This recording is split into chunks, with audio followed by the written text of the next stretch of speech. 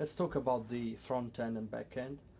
And a lot of people, especially in the information marketing industry, in the information business, they try to sell one video course, okay?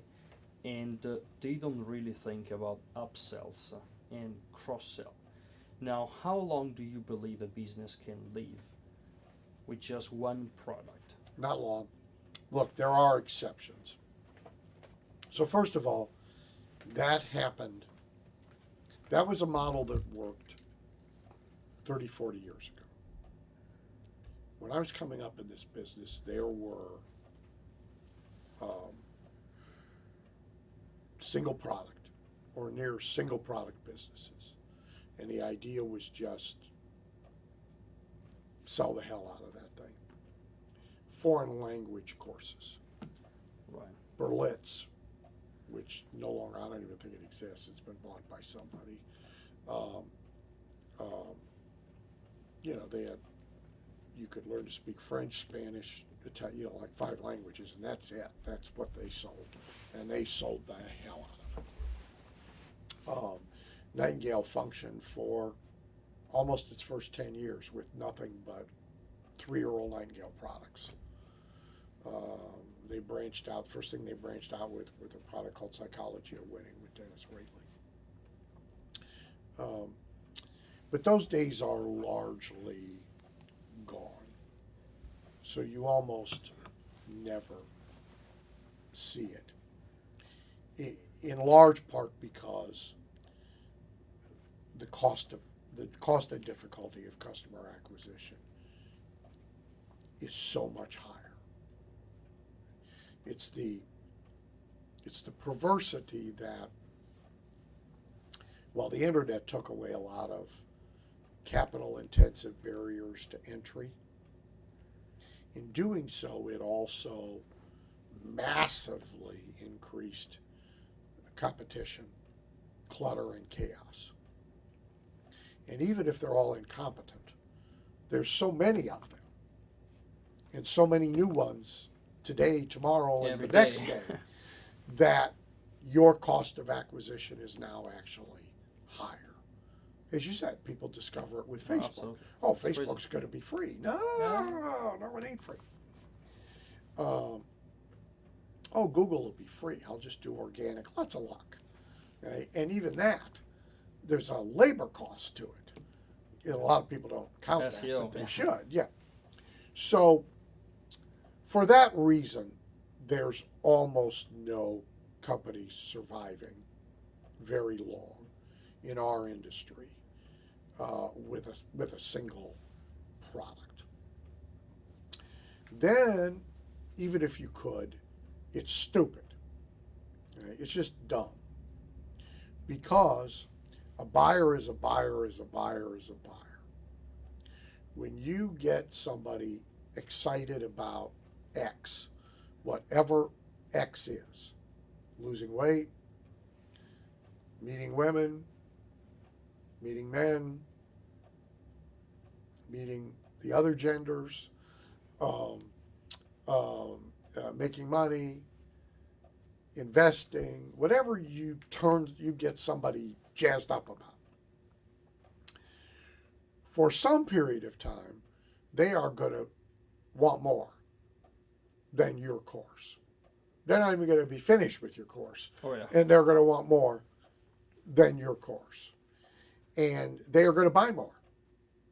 So 20% of all buyers who buy in a subject matter category, whoever they buy from first, they now buy roughly a 5 times multiple of that within the next 30 days. If they're not buying it from you, they're buying it from somebody else. 5% buy a 20 times multiple over a 12-month period of time. If you aren't offering them ways to do that, they are going elsewhere. Now, they're going to go elsewhere with some of that spend no matter what you do. But they're going to go elsewhere with all of that spend if you don't do anything. So it's dumb because you're squandering these assets you acquired. So, like I teach, a lot of people get a customer to make a sale. I've always made a sale to get a customer. The first sale is largely inconsequential to me. It's the acquisition of the customer that is important to me, because the 1 year, 3 year, 5 year lifetime customer values Yeah. are going to be much more significant than whatever that first transaction is. And all the big enduring direct response marketers and direct to consumer publishers, that's the way they play their game. Agora, the biggest newsletter, financial and health newsletter company in America, is largely losing a lot of money to sell a $39 or $49 subscription, and then the game begins. They're in the customer acquisition business, the renewal business, and the extension business. They're not in the front end business. And so this is true of all the biggies. It's how Boardroom was built, which is another biggie, etc. So that's the second thing about it. One is it's increasingly necessary, or you won't be able to survive very long. Number two, it's dumb not to do it. Three, if you really want sustainable equity, and the problem with income only is income gets spent. You can't show me the dollar you made last week, but you could show me equity. So if you want sustainable equity, in our business, the equity is not going to be in the intellectual property. If you doubt it, just pick any famous dead guru who has ever lived and go look at what all their stuff is worth a year after they died. It ain't worth much. It's shocking how fast it goes away.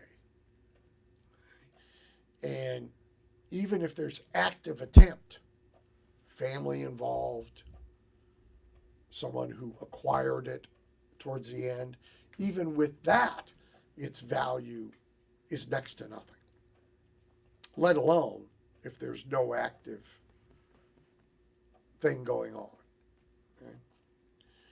So if you want sustainable equity, the equity is only in sustained relationship with customers.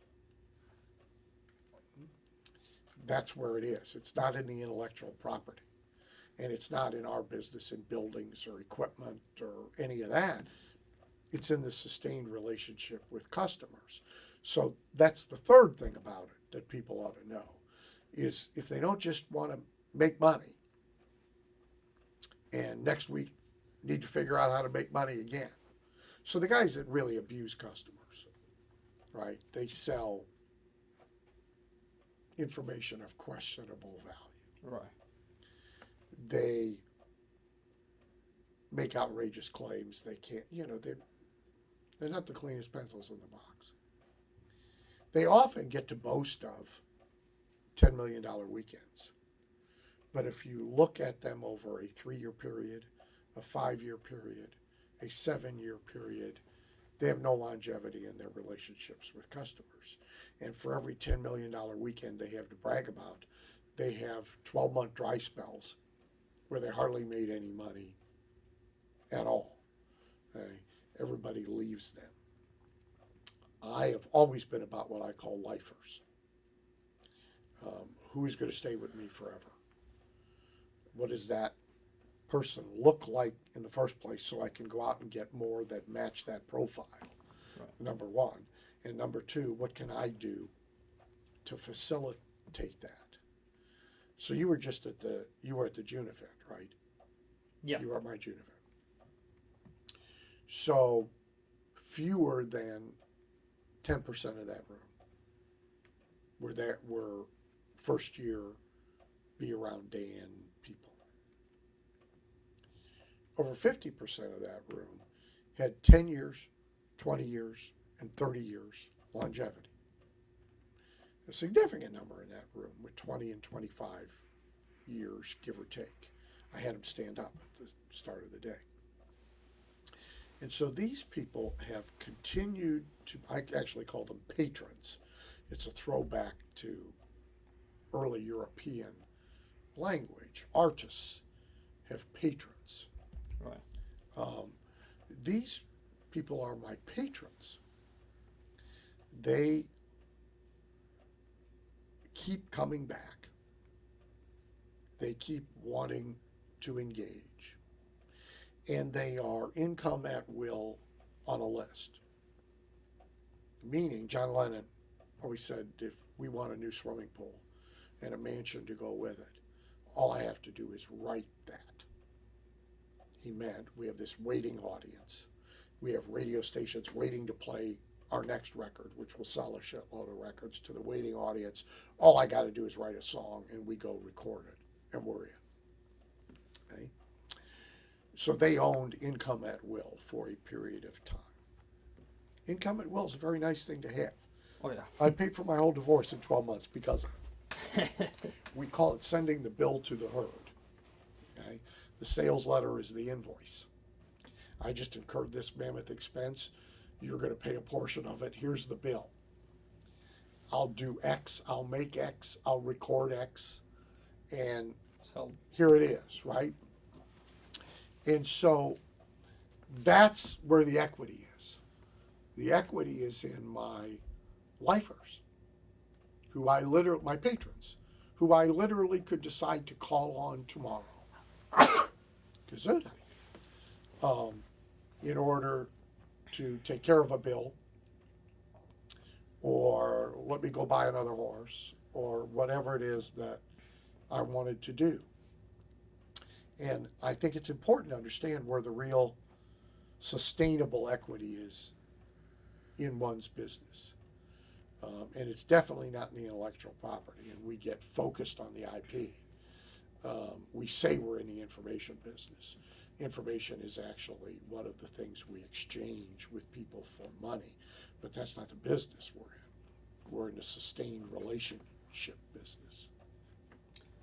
all right, I believe this just about wraps it up for today. We're not both tired. I am Oh, tired. no, I'm not tired. Okay, you can go ahead all day. I can't, so this is going to continue next October.